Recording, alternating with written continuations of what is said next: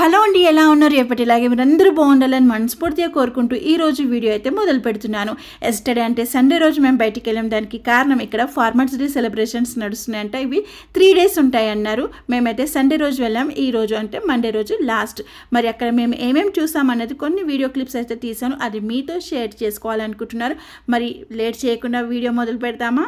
ఇదైతే ఎంట్రన్స్ అండి. ఇలా అయితే రాస్తుంది అగ్రికల్చరల్ అండ్ కమర్షియల్ సొసైటీ సీడ్కో అని. ఇక్కడ మా వారైతే కార్ పార్క్ చేయడానికి వెళ్ళారు. మేము వెయిట్ చేస్తున్నాం. ఇదైతే చాలా అంటే చాలా పెద్దగా ఉందండి. మన దగ్గర జరిగే నుమాయిష్ లేదంటే ఒక జాతర లాగా అనిపించింది నాకు సేమ్.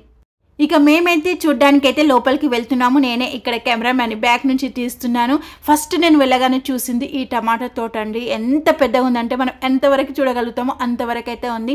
అయితే ఇక్కడ అన్ని రకాల కూడా సీడ్స్ దొరుకుతాయంట. అవి కూడా ఆర్గానిక్గా పండించిన పంటల నుంచి తీసిన గింజలే. చూడండి ఎలా పందిరి వేశారో. మరి ఫార్మర్స్ డే అంటే వాళ్ళు ఏం యూజ్ చేస్తారో అగ్రికల్చర్లో అవి లేకపోతే ఎలా, అవన్నీ కూడా అటు సైడ్ అయితే ఉన్నాయి. ట్రాక్టర్ అలాంటి పనిముట్లు అన్నీ కూడా ఎక్కువగా అయితే ఈ తోటలే ఉన్నాయండి. ఒక్కొక్క చెట్టు అయితే ఎంత హెల్దీగా ఉందంటే చూస్తుంటే అలాగే చూస్తుండాలనిపించింది. అలాగే జనాలు కూడా చాలా మందే వచ్చారండి. మొత్తం జాంబియా ఇక్కడే ఉందా అనిపించింది. అంటే ఏ కంట్రీ వాళ్ళకి అయినా వ్యవసాయం అన్న రైతు అంటే చాలా ఇష్టం ఉంటుంది కదా. అందరూ కూడా ఫ్యామిలీతో వచ్చారు. అంటే చిన్న చిన్న పిల్లల్ని తీసుకొని వచ్చారు.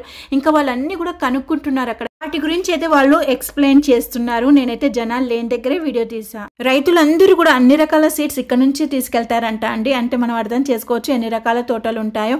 అలాగే వీళ్ళకి సంబంధించిన గొర్రెలు, మేకలు, పక్షులు ఇలాంటివన్నీ కూడా ఉన్నాయండి. అంటే ఒక రైతుకు సంబంధించిన రిలేటెడ్గా ఉన్న ప్రతి వస్తువు కూడా ఇక్కడ ఉందండి. ఈవెన్ కట్టెలు, మొద్దులు అలాంటివి కూడా పెట్టారు. నేను వీడియో తీయలేదు. ఇక్కడ చూడండి మనకు కనిపిస్తున్న గొర్రెలు, మేకలు అనేటివి ఈ సౌత్ ఆఫ్రికాకి సంబంధించిన స్పెషల్ ఇంకా డిఫరెంట్ బ్రీడ్ అంట.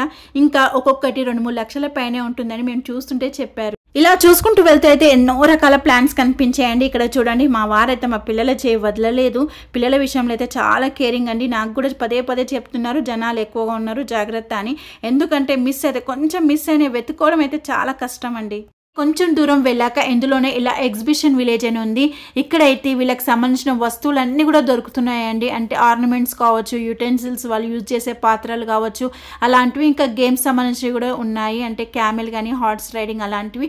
నేనైతే ఎక్కువగా చూసింది వీళ్ళకి ఫుడ్ సంబంధించిన స్టాల్స్ ఎక్కువగా ఉన్నాయండి. వీళ్ళకి డ్రింక్స్ అంటే కూల్ డ్రింక్స్ ఇష్టం కదా, అలాంటి స్టాల్స్ అయితే ఎక్కువగా ఉన్నాయి. అదంతా చూసి మా పిల్లలు ఊరుకుంటారా, ఐస్ క్రీమ్ తిన్నారు. అలాగే ఇక్కడ చాక్లెట్స్ కూడా మేము తీసుకున్నాము. చాలా రకాలే కనిపించాయండి. ఏదో జస్ట్ ఒక క్లిప్ తీసుకున్నాను. హలో దోస్తులు, నేను ఎప్పటి నుంచో ఒక బ్రేస్లెట్ లో నా నేమ్ కస్టమైజ్ చేపించమని అడుగుతున్నా మమ్మీకి. ఫైనల్లీ మా మమ్మీ కస్టమైజ్ చేపించింది.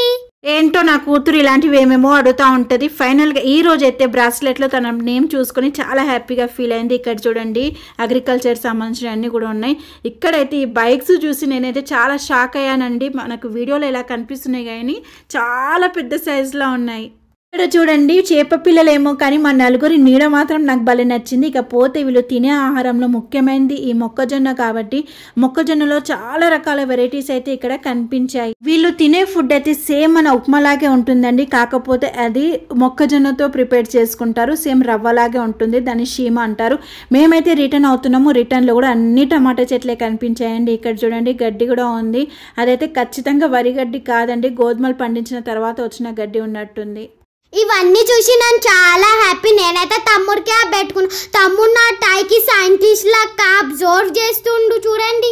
మేమైతే ఇంటికి బయలుదేరాము. మధ్యలో అయితే మా వారు షాప్కి వెళ్ళారు. కిచెన్ సంబంధించిన కొన్ని సరుకులు అవసరం ఉండే, వాటితో పాటు ఇలా పిజ్జా కూడా తీసుకొచ్చారు పిల్లల కోసం. అయితే నేను అడిగితే ఎప్పుడో ఒక్కసారి కదా ఏం కాదులే అన్నారు. అవును దోస్తులు, మేము పిజ్జా అయితే అస్సలు తినము. డాడీ అయితే అది వేడివేడిగా ఉంటేనే తినేయాలని చెప్పాడు. ఇప్పుడు పిజ్జా తినడు, ఎట్లనో తింటుండే ఈరోజు అయితే. ఇబ్బు తినడం ఫస్ట్ టైం కాబట్టి తినేటప్పుడు చూడాలి, రకరకాల ఎక్స్ప్రెషన్స్ ఇచ్చాడు. ఫైనల్గా మేమైతే ఇంటికి వచ్చేసాము. వచ్చేటప్పుడు అయితే కొన్ని ఫ్రూట్స్ తెచ్చుకున్నాము. నేను వంట చేసే వరకు ఖచ్చితంగా లేట్ అవుతుంది. పాపం పిల్లలకి ఆకలి అవుతుందేమో, ఆ లోపు అయితే ఫ్రూట్స్ తింటారని చూడండి రాగానే అయితే ఫ్రూట్స్ తినడం స్టార్ట్ చేశారు. ఇది నా నేమ్ బ్రాస్లెట్. మీకు వీడియో నచ్చిందా? నచ్చితే లైక్ చేయడం మర్చిపోకండి. కలుద్దాం ఇంకొక వీడియోలో.